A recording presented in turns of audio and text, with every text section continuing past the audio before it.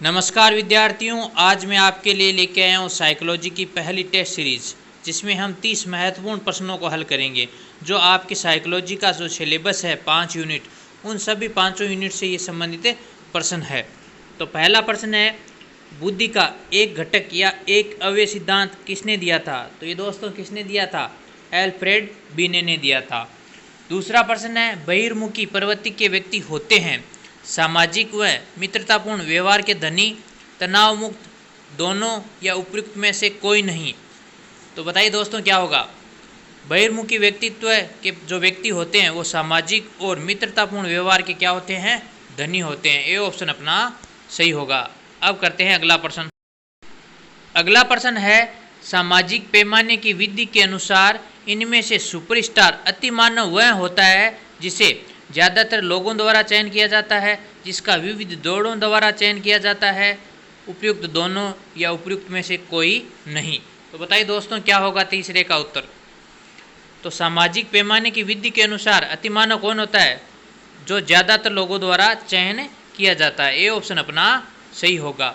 चौथा प्रश्न है, व्यक्तित्व के मूल्यांकन हेतु प्रयुक्त शब्द साहचर्य परीक्षण विधि का प्रयोग जुंग ने किस वर्ष किया था? तो दोस्तों ये किस वर्ष किया था? वर्ष 1910 में। चौथा ऑप्शन है वो सही होगा। अब करते हैं अगला प्रश्न।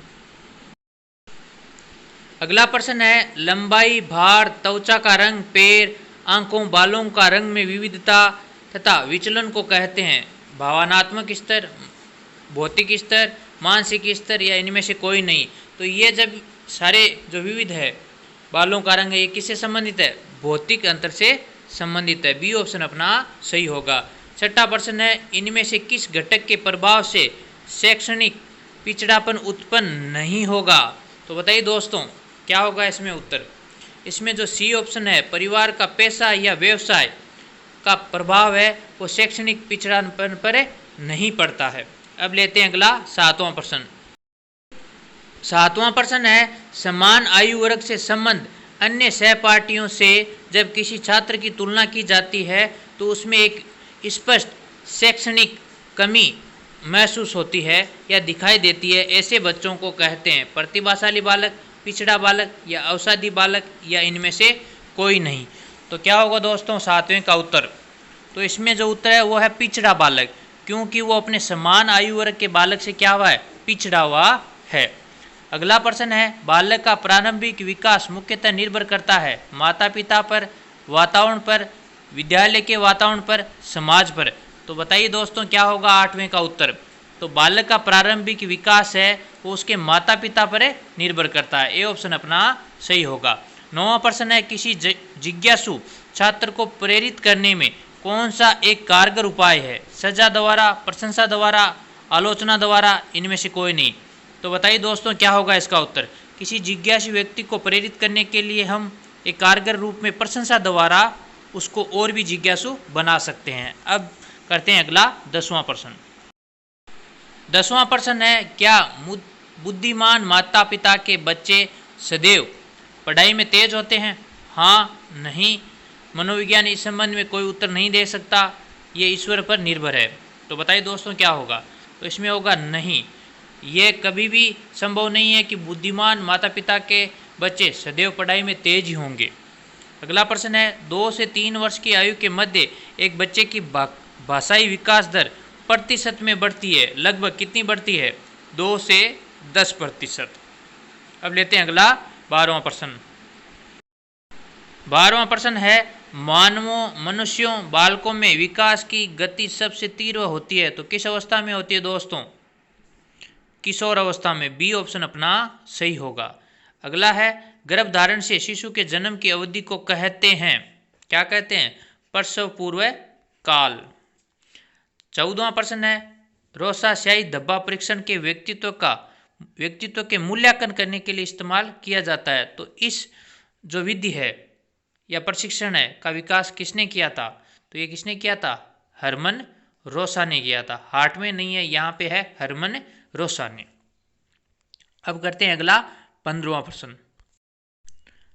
बहुबुद्धि का सिद्धांत किसने दिया? तो ये दोस्तों किसने दिया था? ये हार्वर्ड गार्डनर ने दिया था। 16वां है, अपने आसपास के वातावरण के साथ सामंजस्य बैठाने की क्षमता से बुद्धिमत्ता का संबंध जोड़ने वाला मनोवैज्ञानिक था। तो कौन सा था वो? जीन पियाजे ने संज्ञानात्मक विकास सिद्धांत दिया था। 17वां प्रश्न हमारा है, थार्नडाइक का सिद्धांत इनमें से किस वर्ग के तहत सूचीबद्ध किया जाता है? व्यवहारिक का सिद्धांत, मनोविश्लेषण सिद्धांत, ज्ञानात्मक सिद्धांत या इनमें से कोई नहीं। तो थार्नडाइक का जो सिद्धांत है वो एक व्यवहारिक सिद्धांत है। क्या है? एक व्यवहारिक सिद्धांत। अब करते हैं अगला 18वां प्रश्न। 18वां प्रश्न है, एक शिशु का सामाजिक विकास निर्भर करता है। तो ये किस पे करता है दोस्तों, बताइए। तो एक शिशु का जो सामाजिक विकास इस तरह है, वो उसकी अन्य लोगों के साथ अंतःक्रिया पर भी निर्भर करता है, शिशु को मिलने वाले प्यार व अपनत्व पर भी निर्भर करता है, और उसके द्वारा दूसरों पर अपनी ओर ध्यान आकर्षित करने की क्षमता पर भी करता है। तो उपयुक्त सभी है, इसका उत्तर होगा। अगला है, संवेगों की उत्पत्ति होती है तो किससे होती है? मूल प्रवृत्तियों से। और मैकडूगल ने ये मूल प्रवृत्तियाँ कितनी बताई है? 14 बताइए। कितनी बताई है? 14। इससे संबंधित भी रीट 2012 में प्रश्न पूछा गया है। 20वां प्रश्न है, किस मनोवैज्ञानिक के अनुसार विकास एक सतत और धीमी धीमी प्रक्रिया है? तो किसके अनुसार है ये? स्किनर के अनुसार। स्किनर ने माना है कि विकास एक धीमी चलने वाली प्रक्रिया है। अब लेते हैं 21वां प्रश्न। 21वां प्रश्न है, वर्तमान में निःशक्त बच्चों को शिक्षा के लिए कहा गया है, यानी किस प्रकार की शिक्षा के लिए कहा गया है? तो बताइए दोस्तों क्या होगा?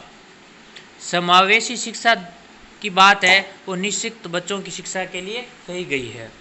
22वां प्रश्न है, बच्चों की रुचि बनाए रखने के लिए आप कौन सी विधि का चयन करेंगे? तो रुचि बनाए रखने के लिए हम कौन सी विधि का प्रयोग करेंगे? बच्चों को स्वयं गतिविधि करने के लिए देंगे, जिससे बच्चे में क्या बनी रहेगी?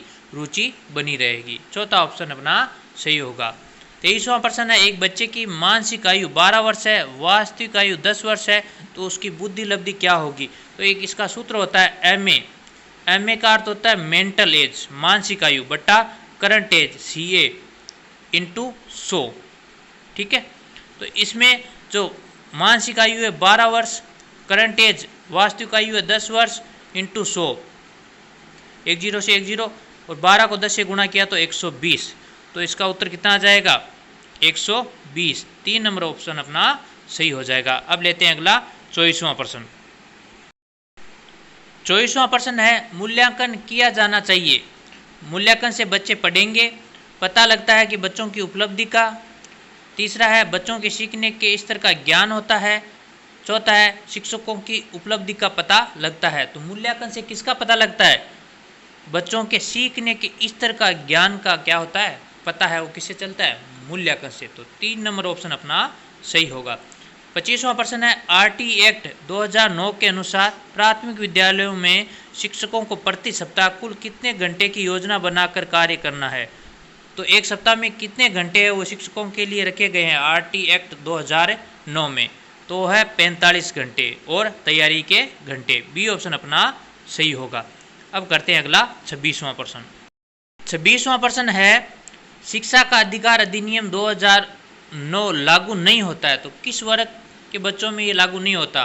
पहला, निःशक्त बच्चे, 6 से 14 वर्ष आयु वर्ग के बच्चे, 14 से 18 वर्ग के आयु के बच्चों की नियमित उपस्थिति। तो ये दोस्तों 14 वर्ष से 18 वर्ष की आयु के बच्चों में ये लागू नियम नहीं होता है। अगला प्रश्न है, यदि आपकी कक्षा का बच्चा C को D और D को C पढ़े तो वह किस रोग या कौन से रोग से पीड़ित है? तो बताइए दोस्तों वो किस रोग से पीड़ित है? तो वह डिस्लेक्सिया विकार से संबंधित है। ये एक पठन विकार है जिसमें बच्चा C को D और D को C पढ़ता है। अगला प्रश्न 28वां है, अधिगम का व्यवहारिक सिद्धांत निम्न में से है कौन सा है? संबंध प्रतिक्रिया का सिद्धांत, स्किनर का क्रिया प्रसूत अधिगम का सिद्धांत, प्रबलन सिद्धांत। उपयुक्त सभी। तो ये सभी है अधिगम के क्या है? व्यवहारिक सिद्धांत है। चौथा ऑप्शन अपना सही होगा। अब लेते हैं अगला 29वां प्रश्न। 29वां प्रश्न है, इनमें से कौन सी पाठ्य चर्चा NCF 2005 के मार्गदर्शी सिद्धांत में नहीं है? ज्ञान को स्कूल के बाहरी जीवन से जोड़ना, पढ़ाई को रटन प्रणाली से मुक्त करना, अंग्रेजी भाषा में शिक्षा देना, बच्चों को चहुमुखी विकास के अवसर उपलब्ध करवाना। तो दोस्तों एनसीएफ 2005 में ये बात कही गई है कि बच्चों को मातृभाषा में शिक्षा देना है, न कि अंग्रेजी भाषा में शिक्षा देना है। तो कौन सा ऑप्शन सही होगा? 3 नंबर ऑप्शन है वो इसमें क्या है, सही नहीं है बताना है, क्योंकि इसमें कहा गया है कि बच्चों को मातृभाषा में शिक्षा देने पर ही उसका उचित विकास हो सकता है। अगला 30वां प्रश्न और अंतिम प्रश्न हमारा है, सीखने की प्रोजेक्ट विधि किस अवस्था के लिए उपयोगी है? बाल्यावस्था, पूर्व बाल्यावस्था, किशोर अवस्था या ये सभी? तो प्रोजेक्ट विधि है वो किसने दी थी? किलपैट्रिक ने दी थी दोस्तों। तो बताइए किस अवस्था के लिए उपयोगी है? इसमें उपयुक्त सभी, ये सभी होगी। बाल्यावस्था भी है, पूर्व बाल्यावस्था भी है और किशोर अवस्था में, सभी अवस्थाओं में हम इस विधि का प्रयोग कर सकते हैं। तो ये दोस्तों 30 प्रश्न थे। आपके कितने प्रश्न सही हुए कमेंट बॉक्स में ज़रूर लिखें। वीडियो को लाइक, शेयर और चैनल को सब्सक्राइब करें। थैंक यू, धन्यवाद। मिलते हैं एक नए वीडियो और एक नए टॉपिक के साथ।